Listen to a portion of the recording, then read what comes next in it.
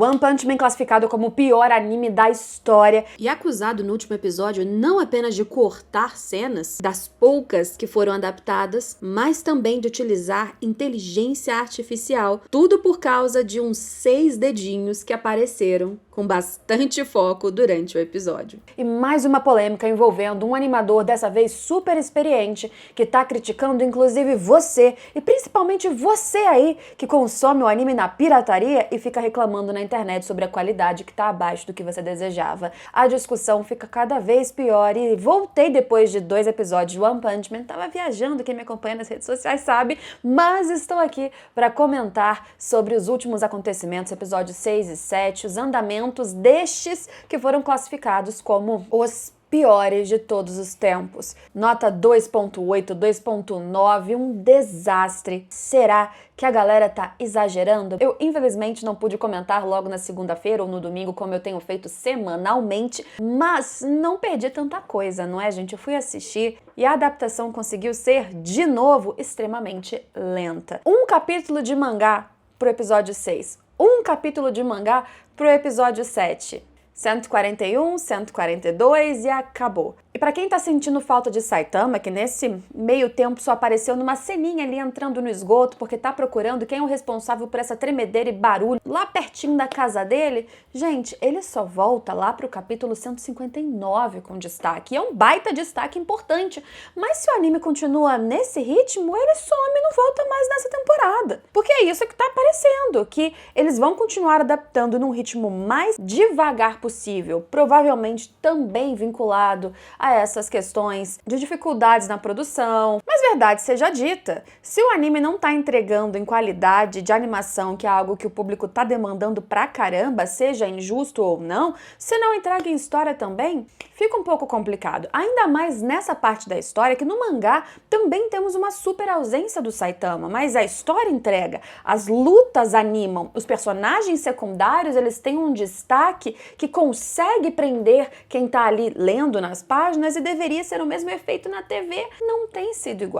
A gente teve 2 episódios de foco na galera Rank S e alguns suportes Rank A, Rank B, até Rank C, heróis que foram chamados pela Associação de Heróis para que eles fossem nessa missão de invadir a Associação de Monstros e conseguir resgatar o refém, a criança que está lá, e claro, conseguir derrotar todos os monstros. Porque Gyoru Gyoru, teoricamente, deu um aviso de que eles estariam tranquilamente esperando e, poxa, não foi bem assim.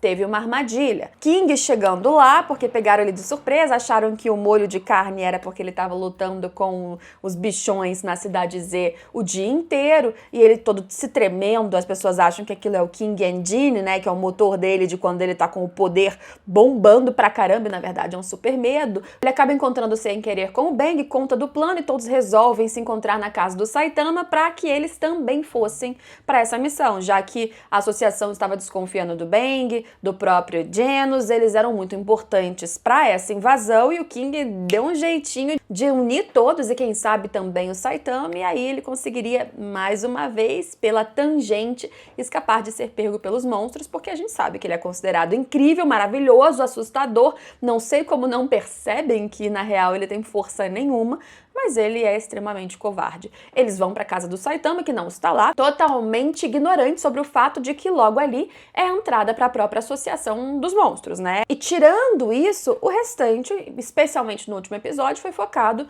nos heróis Rank S, incluindo a Tornado, incluindo o Flash, incluindo o Zombie Man, o Atomic Samurai, todo mundo que estava ali reunido e os suportes. E eles caem numa armadilha do Gyoru Gyoru, que na verdade não envolvia monstros super fortes, exceto 2, talvez, o que a própria Tornado enfrentou sem dificuldades e o nível demônio que apareceu posteriormente, que o Samurai também acabou num piscar de olhos. Aquilo ali foi uma estratégia do Gyoru Gyoru para ver quem são esses, os heróis de classe S que estavam chegando para enfrentá-los, para observá-los, sacrificando mesmo os monstros que ali fossem para frente da batalha, para que aí ele tivesse as informações certas para mandar depois, no final do episódio, como a gente viu, os monstrões que serão os mais fortes, os desafios alivios de verdade para os heróis que estão ali entrando na base deles. Tanto é que a galera que volta, os monstros que voltam com medo porque eles perderiam naturalmente, eles são usados de comidinha pro Orochi, que acabou de, inclusive, eliminar, parcialmente pelo menos, o Garou. E a gente até vê batalhas acontecendo. O episódio 7, ele teve momentos dinâmicos,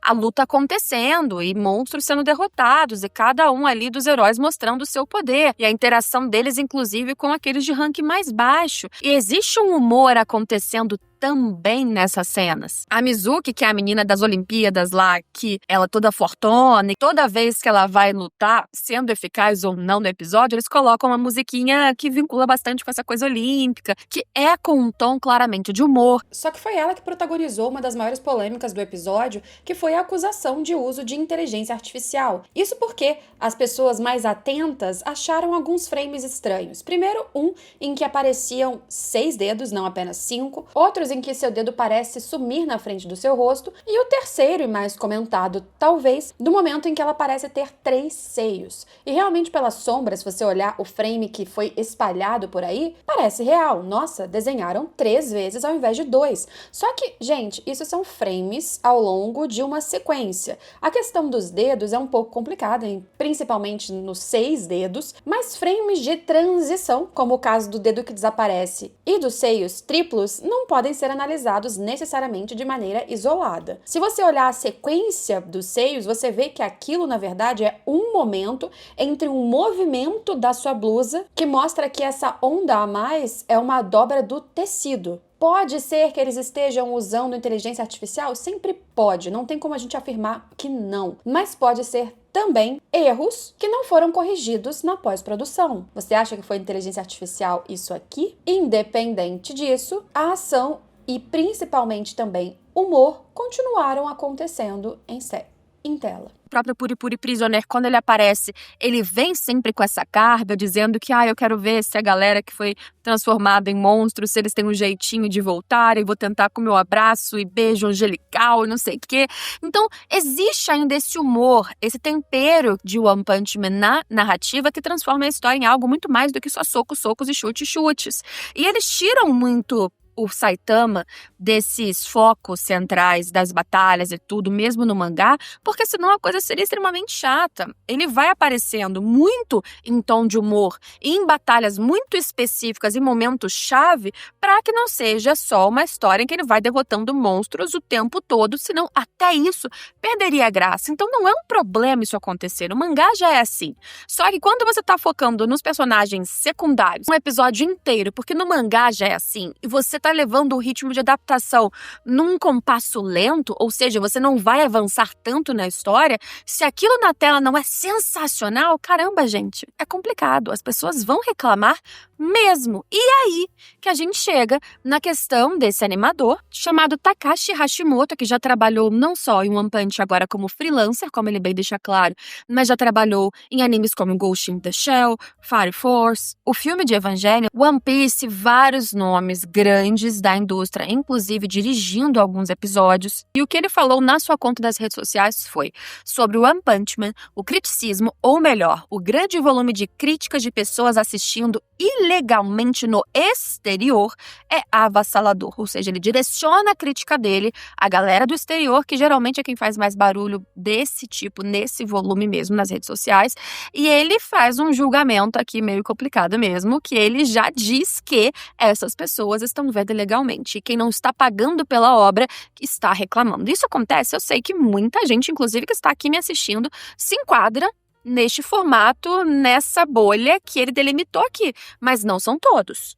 Tem um quezinho de preconceito aqui também nessa frase, mas tudo bem, vamos continuar com o argumento. A equipe de produção provavelmente se sente muito mal com isso. Todos compartilham o mesmo sentimento. Ninguém está ali para fazer um produto ruim, que é o que eu concordo, mas a gente já chega lá. Mesmo assim, recebemos críticas pelos mínimos detalhes. Aonde vai parar a nossa motivação assim? Vou ser franco, nas próximas semanas, algo em que colocamos nossos corações e almas vai ao ar. Se as pessoas disserem que é uma porcaria O Kamishibai, que é um teatro de papel japonês, né? Como se fosse para dizer que é o que todo mundo tem falado, que é um PNG, uma imagem estática simplesmente sendo arrastada para cá e para lá. Que seja, mas nós nos esforçamos ao máximo. Por favor, pense nos criadores por trás da tela. Não estamos fazendo isso como voluntários, é o trabalho de todos. Quanto mais nos intimidarem, mais a equipe vai dispersar, ou seja, desistir de trabalhar nisso. Garantido. Bem, entre tudo que ele falou, tirando aquele comecinho ali um pouco problemático, eu diria que ele está reduzindo as pessoas que reclamam a um estereotipo muito específico, nem sempre justo, embora seja realmente de se pensar que as pessoas às vezes, ou muitas vezes, não dão dinheiro para aquela produção e exigem que ela tenha dinheiro para fazer o melhor, né? É um pouco complicado. Se você tem condições de pagar para assistir aquilo, pense que você está teoricamente financiando para que as próximas coisas tenham verba para que o resultado seja melhor. É claro que a gente vai bater naquela parede de novo do quanto o comitê de produção estava disposto a investir, independente do quanto eles tinham de caixa, qual era o interesse na escolha do estúdio, e daí para frente a gente pode levar para outras discussões que já aconteceram neste canal. Mas, quando a discussão vira um ataque pessoal aos animadores, que provavelmente estão mesmo fazendo tudo o que eles podem dentro das condições que desconhecemos que eles estão passando, que eles estão vivendo,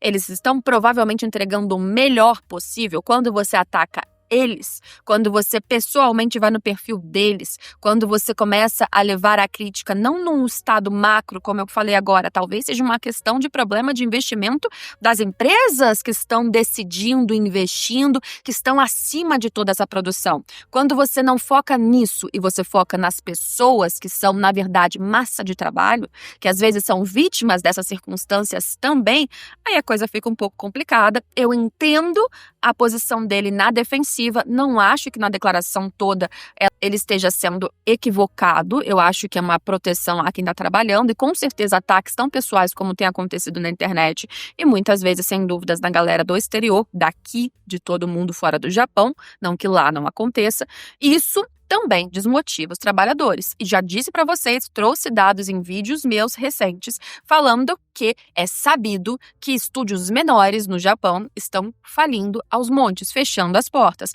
Mais que isso, que trabalhadores nessa área de animação, animadores japoneses, estão se tornando mais escassos do que já foram anos atrás, porque não é uma área mais que está sendo atrativa. Então, cada vez mais eles trabalham como freelancers, cada vez mais há uma terceirização para China, Coreia, outros vários países, outros animadores de fora, que dependendo, né, já que eles vão receber muitas vezes em dólar, se tornam até mais custosos para o estúdio, para a produção, não necessariamente atrelados a uma entrega melhor.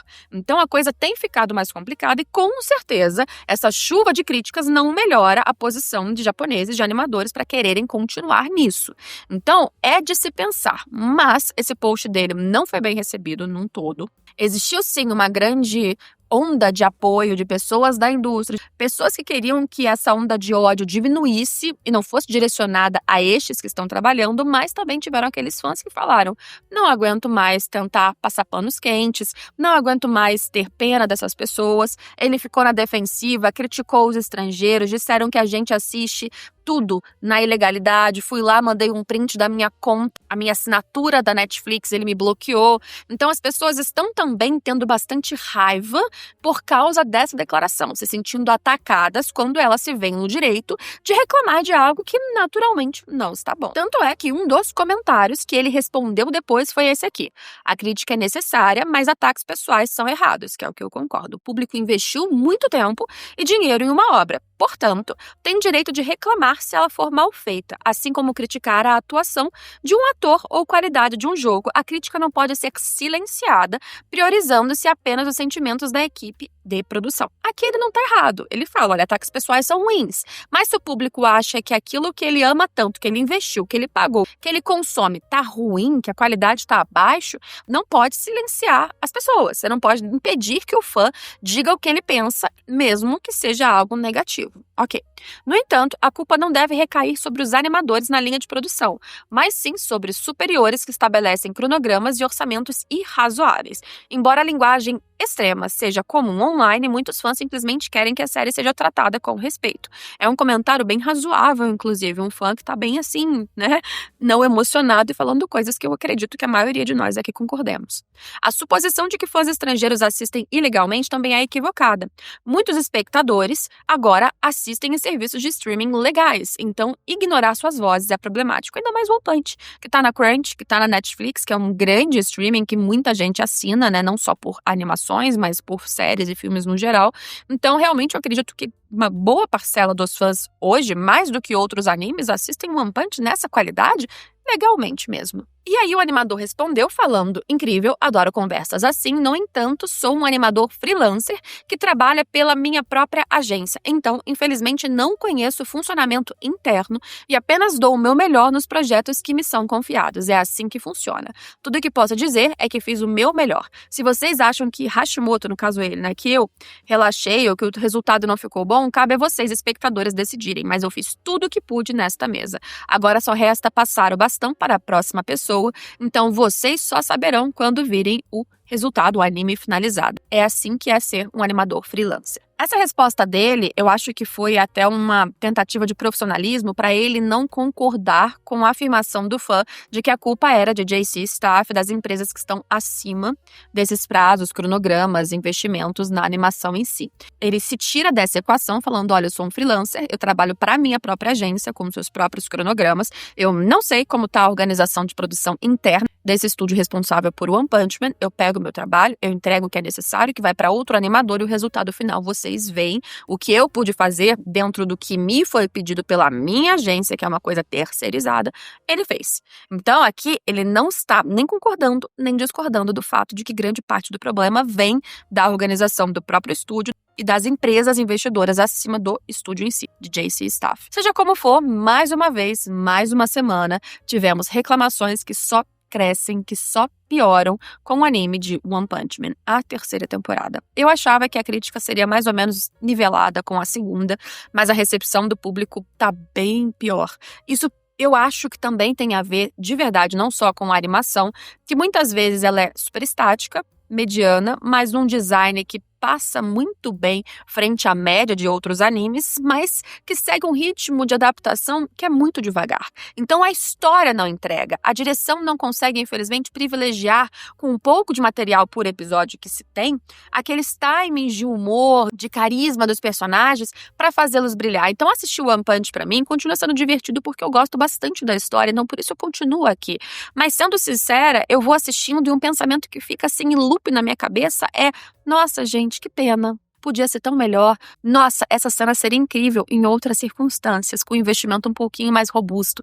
Infelizmente, é o que temos. Não é a pior coisa que eu assisti. Eu acho que as notas na internet são por essa paixão que os fãs têm, que se converte em ódio em relação a One Punch Man, mas não é o pior anime, não é o pior episódio, não são os piores episódios da história das animações japonesas, mas tá sendo realmente uma grande crítica que tá, sem dúvidas, afetando também o emocional, psicológico, o ego das pessoas que trabalham nessa produção. Agora, atacá-los é a solução? Não vejo assim, não é o que eu penso. Me conte aqui embaixo você, o que você acha disso, e voltei para esse canal, então, por favor, deixa seu like, compartilha esse vídeo, deixe seu comentário sobre toda essa polêmica, para me ajudar e para que eu continue voltando não só com One Punch Man, mas também com One Punch Man todas as semanas aqui nesse canal. E a gente se vê em todos esses vídeos. Tchau, tchau!